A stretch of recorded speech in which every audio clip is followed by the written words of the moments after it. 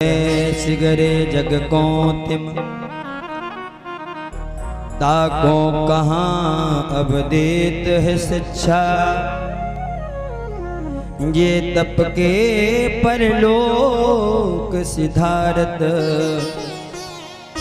संपत्ति को तिनके नहीं इच्छा। मेरे हरि के पद पंकज बार हजार दूसरी और परीक्षा। और को धन चाहिए केवल और ब्राह्मण को धन केवल शिक्षा। और को धन चाहिए केवल ब्राह्मण को धन केवल शिक्षा। अरे भैया वो ब्राह्मण क्या जिसने जीवन में याचना कर ली। ब्राह्मण कभी किसी से मांगता नहीं। मांगन से मरना भला ए जी जो को मांगन जाए। भैया जीवन में वो व्यक्ति क्या जिसके जीवन में कुछ मांगने की इच्छा हो। इसलिए जीवन में बनो तो प्यारे दाता बनना, कभी भी याचक बनने का कोई प्रयास मत करना। एक भक्त ने भगवान से कहा, हे भगवान मैं जीवन में अगर गलती मांगने की कर दूं तो कृपा करके तुम मुझे देने की गलती मत करना। क्योंकि मैं अधम हूं, मैं पतित हूं, मैं बुद्धिहीन हूं। कहीं मेरे जीवन में कुछ मांगने की इच्छा प्रबल हो जाए ना प्यारे, तो जीवन में तुम देने की इच्छा मत करना।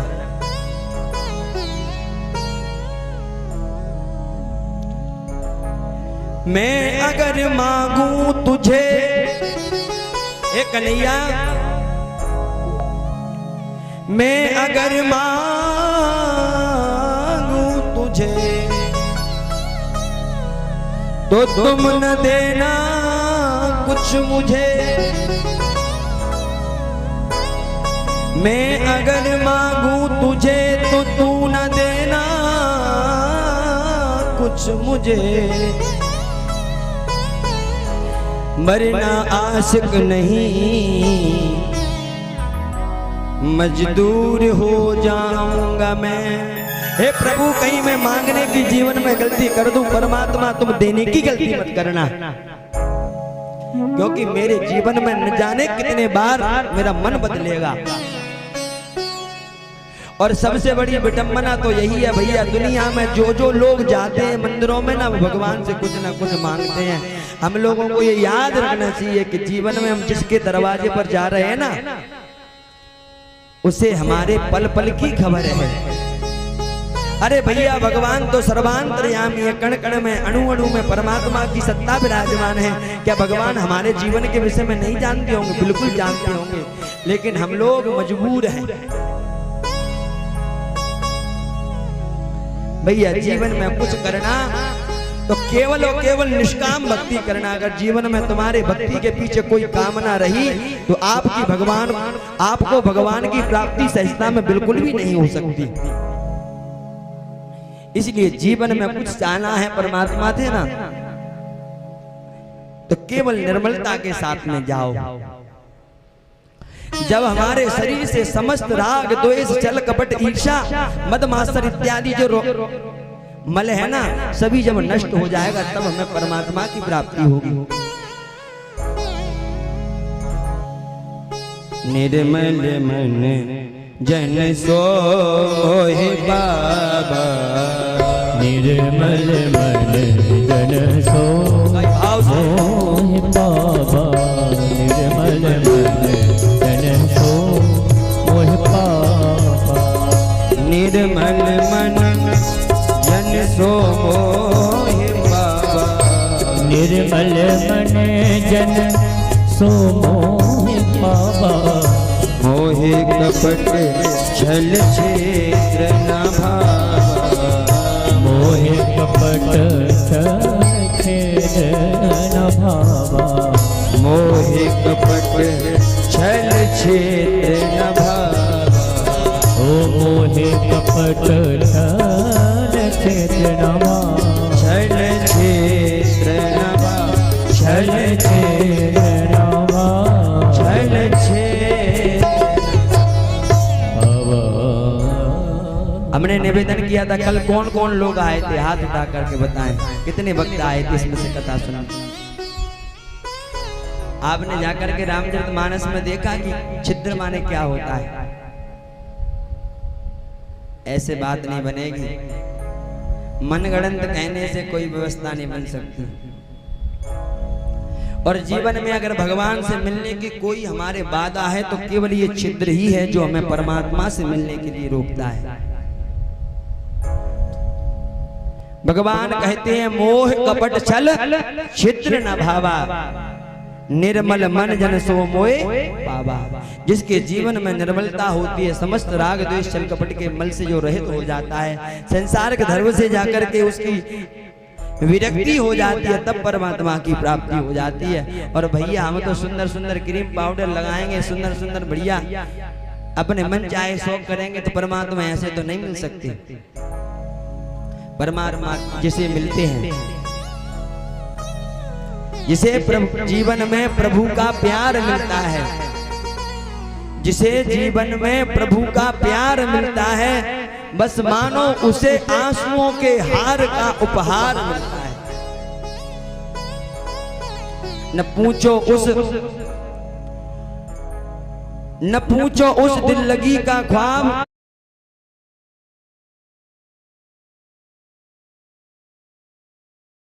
न तन से प्राण जाते हैं, न प्राणाधार मिलता है। इसलिए जीवन में कुछ भी करो प्यारे, जिसके जीवन में भक्ति आती है ना, भगवान उसे निर्मल बना देते हैं। ना उसे पहनने का शौक रहता है, ना खाने का, ना मान सम्मान अपमान, सभी जो है सभी वस्तुओं से, सभी संसारिक धर्म से जिसकी निवृत्ति हो जाती है, उसे परमात्मा मिलते हैं।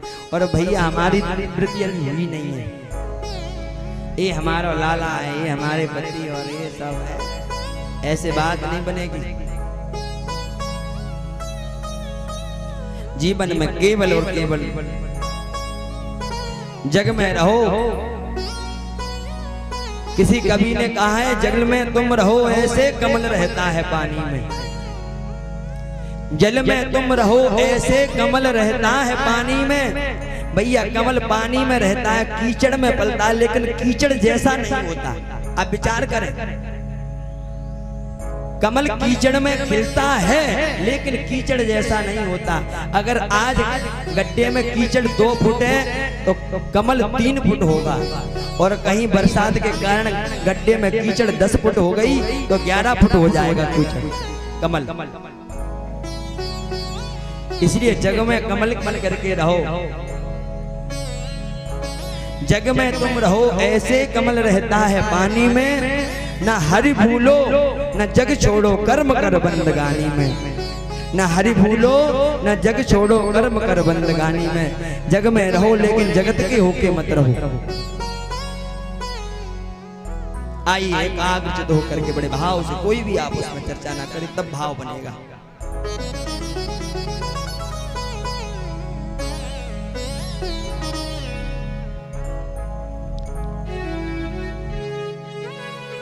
मित्र सुदामा बसत है सदा अपने धार। हर विद्या कर भोजन किए और हृदय जपत हरि नाम। भैया भागवत के 10वें स्कंद में कथा आती है कि भगवान के परम प्रिय मित्र थे, जबकि सुदामा जी का नाम स्पष्ट भागवत जी में नहीं है, लेकिन कोई भगवान के ऐसे मित्र थे, ब्राह्मण थे, तो ये घटना सुदामा जी पर घटती है। कृष्णस्यासि सखा कश्चित् ब्राह्मणो ब्रह्मवित्तमः विरक्त इंद्रियार्थेषु प्रशांतात्मा जितेन्द्रिया।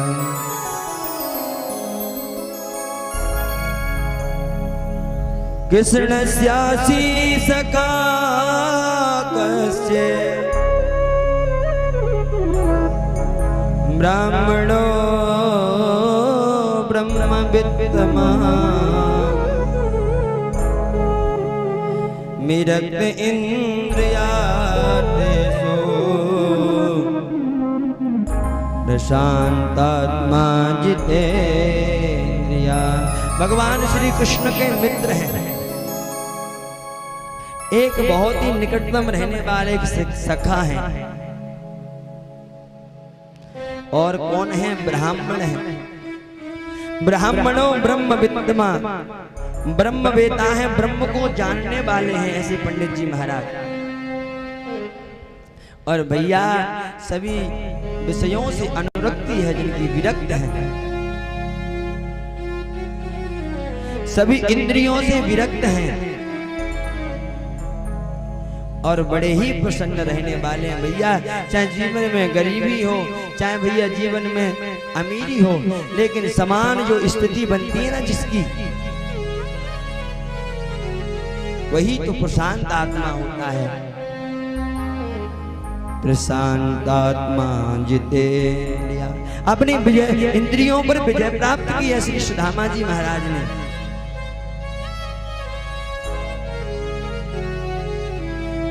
भैया जीवन में सब कुछ मिले, लेकिन प्यारे मैं निवेदन करूं जीवन में किसी को गरीबी ना मिले, क्योंकि जीवन में गरीबी से बड़ा अभिशाप कोई दूसरा हो ही नहीं सकता।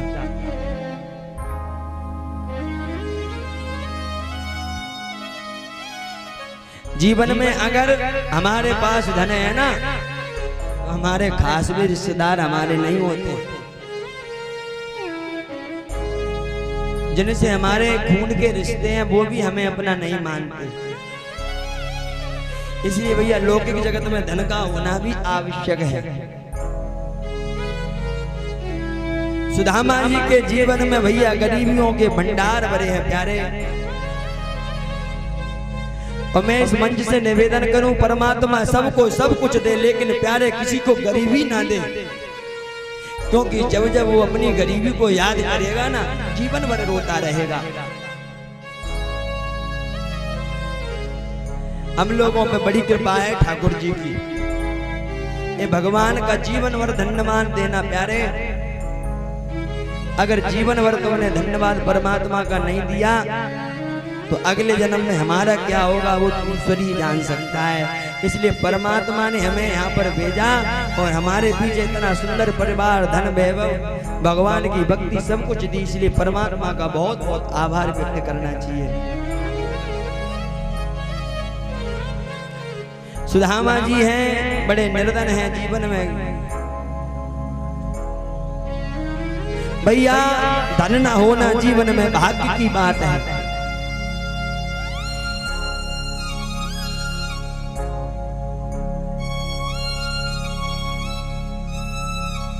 सुदामा जी महाराज उस गरीबी में अपना जीवन का निर्वाह करते हैं। सुदामा जी का विवाह हुआ, इनकी धर्मपत्नी का नाम है सुशीला।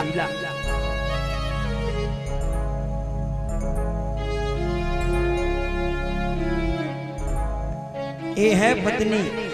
जीवन में भैया कुछ भी न करे पति, कितनी भी गरीबी हो, लेकिन असली पत्नी की पहचान भैया तब होते हैं जब व्यक्ति के जीवन में गरीबी हो और पत्नी उसका साथ न छोड़े, वही तो पत्नी है।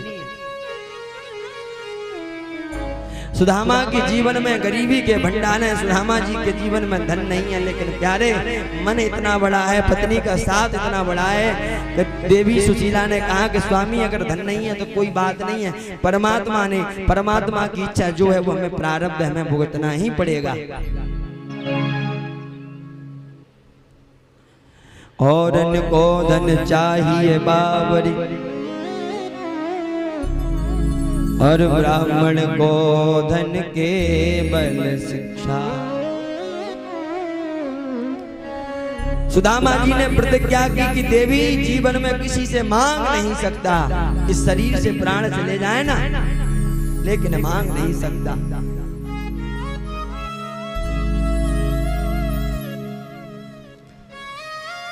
सुदामा जी के 2 बालक हैं, 2। एक दिन की बात भैया,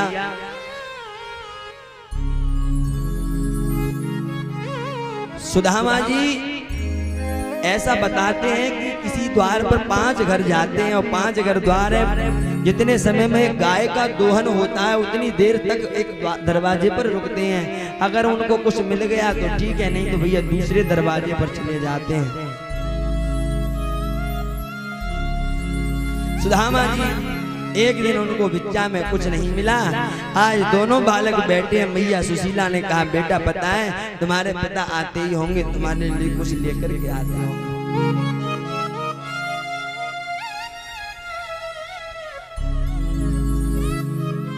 एक संत का भाव है कि दोनों बालक बैठे थे और दोनों बालक बैठे बैठे अपने पिता की राह निहार रहे थे। भैया रात्रि हो गई, सुदामा जी घर नहीं पहुंचे। सुदामा जी को जब नहीं पहुंचे तो बालक भूख से बिलक रहे थे। दोनों बालकों ने कहा, मैया आज हम जीवित नहीं रह पाएंगे।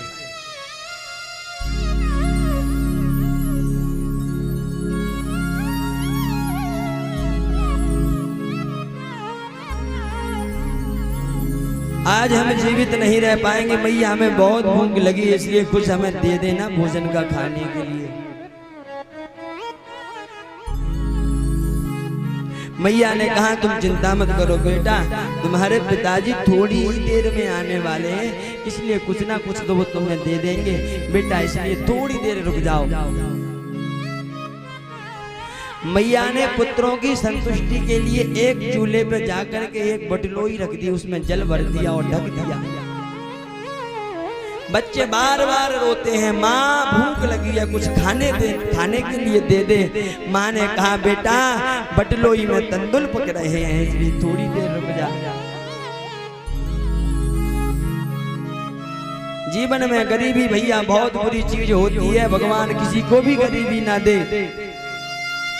जो हमारे खास रिश्तेदार होते हैं ना, वो भी हमसे किनारा कर जाते हैं। कई बार हमारे जीवन में कहीं विपत्ति आ जाए ना और हम उनसे सहारा चाहें, कदापि वो दे नहीं सकते। भैया इस समय धन का है, जब जर पास होते हैं रिश्ते हजार होते हैं। जब हमारे जीवन में पैसा होता है नहीं तो जिसको हमने जीवन में कभी देखा नहीं वो भी हमारा रिश्तेदार बनकर के आ जाता है। जब पैसा पास होता है रिश्ते हजार होते हैं।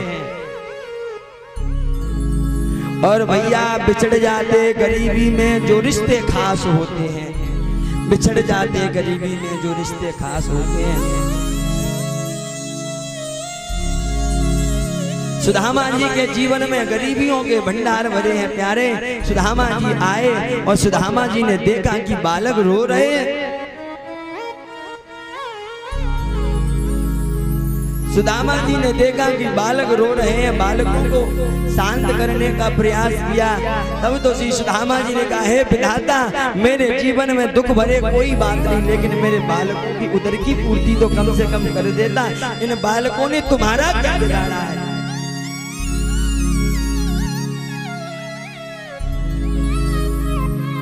उन बालकों की दीन स्थिति देख करके सुदामा जी के आंखों में आंसू आ गए। सुदामा जी रोने लगे, हे परमात्मा, कदापि मेरे जीवन में मुझसे कोई भूल हुई हो वो मैं स्वीकार करता हूँ, लेकिन ये तो दीनहीन बालक है, इनका कोई अपराध नहीं है।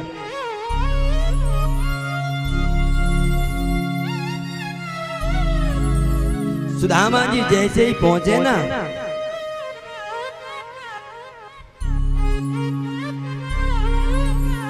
सुदामा जी को देख करके बालक भैया सुदामा जी से लिपट गए। बोले, पिताजी तुम्हें पता है ना मुझे बहुत भूख लगी है। तब से मैया कहती है कि पिताजी आएंगे कुछ लेकर के आएंगे, आप कुछ लाए हो तो हमें दे दो, अब मर जाएंगे भूखे मारे।